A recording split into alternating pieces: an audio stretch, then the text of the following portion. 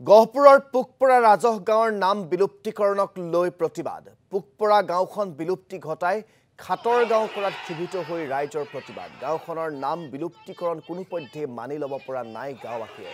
৫ শতাধিক লোকে সাব্যস্ত কৰিলে ইয়াৰ বিৰুদ্ধে প্ৰতিবাদ। শীঘ্ৰেই পুনৰ গাঁওখনৰ নাম পুকপৰা কৰিবলৈ চৰকাৰলৈ আহ্বান প্ৰতিবাদী ৰাইজৰ।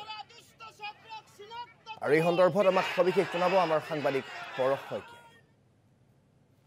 গহপুৰৰ এখন বিশেষ গাঁও এতিয়া গাঁওখনৰ নামাকৰণক লৈ এতিয়া বৃহৎ প্ৰতিবাদ সৃষ্টি হৈছে আৰু মই বৰ্তমান পুকপৰা গাঁৱত আহি উপস্থিত হৈছোঁ আৰু পুকপৰা গাঁৱৰ যি নামাকৰণ সেই নামাকৰণ এতিয়া খাটৰ গাঁৱলৈ ৰূপান্তৰিত কৰা একাংশ দুষ্ট চক্ৰ ইতিমধ্যে এক ৰণকৌশল চলিছিলে আৰু সেই তাৰ পিছতে এতিয়া শতাধিক গাঁওবাসী এতিয়া ওলাই আহিছে আৰু এনেদৰে ইতিমধ্যে প্ৰতিবাদ হৈ আছে। তাৰ দৃশ্য মই পোনপটীয়াভাৱে প্ৰতিদিন টাইমৰ দৰ্শকসকলক দেখাইছোঁ। হাতত প্লে কাৰ্ড লৈ শতাধিক পুৰুষ মহিলা সকলো ওলাই আহিছে। গাঁৱৰ জ্যেষ্ঠজন ওলাই আহিছে। পুকপৰা যি ৰাজহ গাঁও সেই ৰাজহ গাঁৱৰ নাম বিলুপ্ত কৰণৰ যি এক দুষ্ট চক্ৰই যি আঁচনি ৰচিছিল বা তেওঁলোকে ৰচিছিল তাক লৈ এতিয়া বৃহৎ প্ৰতিবাদ হৈ আছে আৰু তাৰ দৃশ্য পোনপটীয়াভাৱে মই প্ৰতিদিন টাইমৰ দৰ্শকসকলক দেখাবলৈ যত্ন কৰিছোঁ আৰু তেওঁলোকৰ এটাই দাবী যে গাঁওখনৰ যি নাম পুকপৰা আদৰ্শ গাঁও নামেৰে নামাকৰণ কৰিবৰ বাবে এনেধৰণে প্ৰতিবাদ ইতিমধ্যে কৰিছে। শতাধিক লোক আহিছে। এগৰাকী জ্যেষ্ঠ লোক আছে, মই কথা পাতিম যে আপোনালোকৰ বৰ্তমান নামটো সলনি কৰি এতিয়া বৃহৎ প্ৰতিবাদ সৃষ্টি হৈছে। কেনেদৰে কোন দুষ্ট চক্ৰ নামি কৰিছে?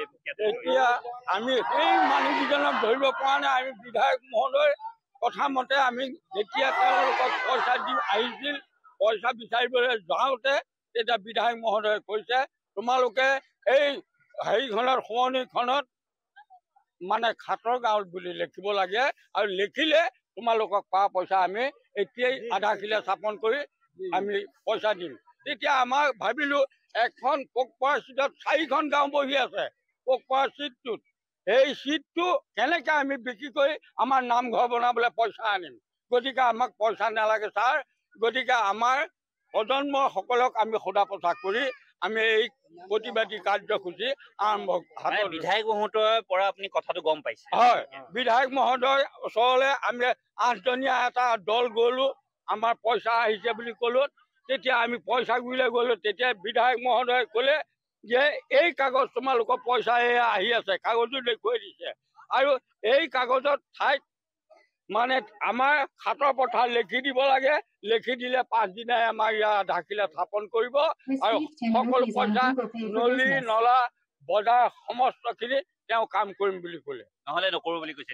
নহ'লে নকৰোঁ বুলি কোৱা নাই, কিন্তু আমাক এটাই কথা কোৱা দেখি আমি ভাবিলো নকৰোঁ বুলি কৈছে। আৰু মই আপোনাৰ ওচৰলৈ আহিছোঁ, যিহেতু আপোনালোকে এতিয়া কি হোৱাটো বিচাৰে যে গাঁৱৰ এতিয়া নামাকৰণক লৈ আদৰ্শ পুকপৰা হ'ব লাগে আমাৰ গাঁওখনৰ নাম।